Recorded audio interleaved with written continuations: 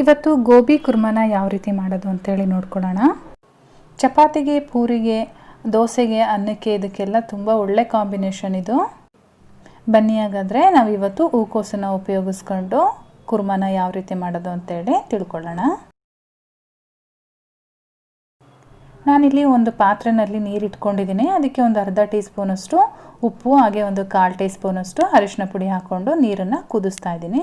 ನೀರು ಸ್ವಲ್ಪ ಕುದಿಯೋಕ್ಕೆ ಸ್ಟಾರ್ಟ್ ಮಾಡಿದ ಮೇಲೆ ನಾನಿಲ್ಲಿ ಒಂದು ಹೂಕೋಸನ್ನು ಈ ರೀತಿ ಬಿಡಿಸಿಟ್ಕೊಂಡಿದ್ದೆ, ಅದನ್ನು ಇದರೊಳಗಡೆ ಹಾಕ್ಕೊಳ್ತಾ ಇದ್ದೀನಿ. ಇವಾಗ ಚೆನ್ನಾಗಿ ಕುದಿಯೋವರೆಗೂ ನಾವು ಇದನ್ನು ಬೇಯಿಸ್ಕೋಬೇಕಾಗುತ್ತೆ. ಸುಮಾರಾಗಿ ಒಂದು 5 ರಿಂದ 6 ನಿಮಿಷಗಳ ಕಾಲ ಇದನ್ನು ಬೇಯಿಸ್ಕೋಬೇಕು.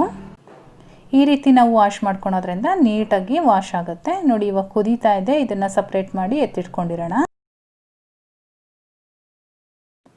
ಇವಾಗ ನಾನಿಲ್ಲಿ ಒಂದು ಫ್ರೈಯಿಂಗ್ ಪ್ಯಾನ್ ಇಟ್ಕೊಂಡಿದ್ದೀನಿ. ಅದಕ್ಕೆ ಸುಮಾರಾಗಿ 1 ಟೀ ಸ್ಪೂನಷ್ಟು ಎಣ್ಣೆ ಹಾಕಿದ್ದೀನಿ. ಅದಕ್ಕೆ ಒಂದು ದೊಡ್ಡ ಗಾತ್ರದ ಈರುಳ್ಳಿನ ಕಟ್ ಮಾಡ್ಕೊಂಡು ಹಾಕಿದ್ದೀನಿ. ಹಾಗೆ ಒಂದು 2 ಇಂಚಷ್ಟು ಶುಂಠಿ, ಒಂದು ಬೆಳ್ಳುಳ್ಳಿನ ಹಾಕ್ಕೊಂಡು ಫ್ರೈ ಮಾಡ್ಕೊಳ್ತಾ ಇದ್ದೀನಿ. ಈರುಳ್ಳಿ ಸ್ವಲ್ಪ ಟ್ರಾನ್ಸ್ಪರೆಂಟ್ ಆಗೋವರೆಗೂ ನಾನಿಲ್ಲಿ ಫ್ರೈ ಮಾಡ್ಕೊಂಡಿದ್ದೀನಿ.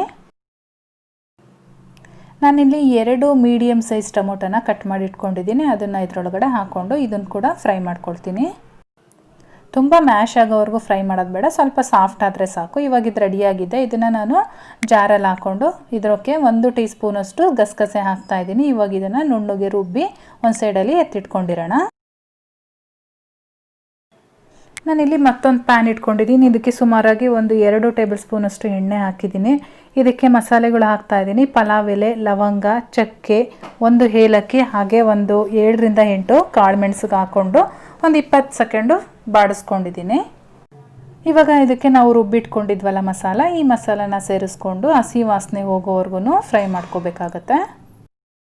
ಮಸಾಲದೆಲ್ಲ ಹಸಿ ವಾಸನೆ ಹೋದ್ಮೇಲೆ ನಾವು ಇದಕ್ಕೆ ಸ್ಪೈಸಸ್ ಆ್ಯಡ್ ಮಾಡ್ಕೊಳ್ಳೋಣ. ನಾನಿಲ್ಲಿ ಒಂದು ಅರ್ಧ ಟೀ ಸ್ಪೂನಷ್ಟು ಜೀರಿಗೆ ಪೌಡ್ರು, ಹಾಗೆ ಒಂದು ಅರ್ಧ ಟೀ ಸ್ಪೂನಷ್ಟು ಖಾರದ ಪುಡಿ, 1 ಟೀ ಸ್ಪೂನಷ್ಟು ಧನಿಯಾ ಪೌಡ್ರು, ಹಾಗೆ ರುಚಿಗೆ ತಕ್ಕಷ್ಟು ಉಪ್ಪನ್ನು ಹಾಕ್ಕೊಂಡು ಚೆನ್ನಾಗಿ ಒಂದ್ಸರಿ ಮಿಕ್ಸ್ ಮಾಡ್ಕೊಳ್ತಾ ಇದ್ದೀನಿ. ಇವಾಗ ಮೀಡಿಯಮ್ ಫ್ಲೇಮಲ್ಲಿ ಇಟ್ಕೊಂಡು ಬೇಯಿಸ್ಕೊಳ್ಳಿ, ಇಲ್ಲಾಂದರೆ ತಳ ಹತ್ತುತ್ತೆ ಪೌಡರ್ ಹಾಕಿರೋದ್ರಿಂದ. ನಾವು ಇದನ್ನೆಲ್ಲ ಚೆನ್ನಾಗಿ ಮಿಕ್ಸ್ ಮಾಡ್ಕೊಂಡಾದಮೇಲೆ ಒಂದು 20 ಸೆಕೆಂಡು ಸ್ಟಿರ್ ಮಾಡ್ಕೋಬೇಕಾಗತ್ತೆ. ಇವಾಗ ನಾವು ಮೊದಲೇ ಬೇಯಿಸಿಟ್ಕೊಂಡಿದ್ವಲ್ಲ ಹೂಕೋಸು, ಅದನ್ನು ಇದ್ರೊಳಗಡೆ ಹಾಕ್ಕೊಳ್ಳೋಣ.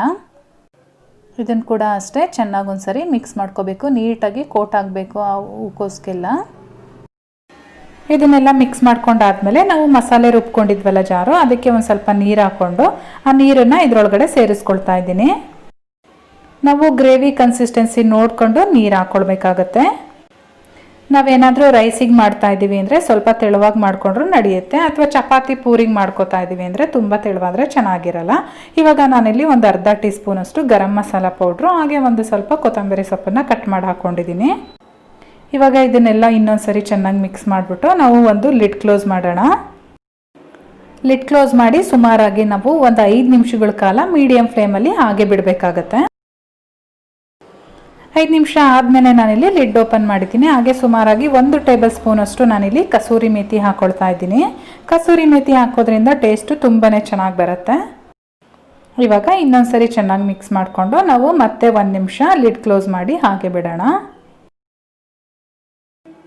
ಫ್ರೆಂಡ್ಸ್, ಇವಾಗ ಗೋಬಿ ಕುರ್ಮಾ ರೆಡಿಯಾಗಿದೆ. ಚಪಾತಿ, ಪೂರಿ, ದೋಸೆ, ಅನ್ನ ಯಾವುದ್ರ ಜೊತೆಗೆ ಬೇಕಾದರೂ ತಿನ್ಬೋದು. ತುಂಬಾ ಚೆನ್ನಾಗಿರುತ್ತೆ ಫ್ರೆಂಡ್ಸ್. ಒಮ್ಮೆ ಟ್ರೈ ಮಾಡಲೇಬೇಕು ನೀವು, ಏಕೆಂದರೆ ಅಷ್ಟು ಟೇಸ್ಟಿಯಾಗಿರುತ್ತೆ ಇದು. ನೀವು ಮಾಡಿ ಹೇಗೆ ಬಂತು ಅಂತೇಳಿ ನನಗೆ ಕಾಮೆಂಟ್ ಮೂಲಕ ತಿಳಿಸಿ. ಹಾಗೆ ಇವತ್ತು ಈ ರೆಸಿಪಿ ನಿಮಗೆ ಇಷ್ಟ ಆಗಿದರೆ ದಯವಿಟ್ಟು ಲೈಕ್ ಮಾಡೋದಂತೂ ಮರಿಬೇಡಿ. ಹಾಗೆ ನಿಮ್ಮ ಫ್ಯಾಮಿಲಿ ಮತ್ತು ಫ್ರೆಂಡ್ಸ್ ಜೊತೆ ಶೇರ್ ಮಾಡ್ಕೊಳ್ಳಿ. ಹಾಗೆ ನನ್ನ ಚಾನಲ್ನ ಸಬ್ಸ್ಕ್ರೈಬ್ ಮಾಡ್ಕೊಂಡಿಲ್ಲ ಅಂದರೆ ಈ ಕೂಡಲೇ ಸಬ್ಸ್ಕ್ರೈಬ್ ಮಾಡ್ಕೊಳ್ಳಿ. ನಾನು ಮತ್ತೆ ನಿಮಗೆ ಸಿಗ್ತೀನಿ ಇನ್ನೊಂದು ಈಸಿ ರೆಸಿಪಿಯೊಂದಿಗೆ.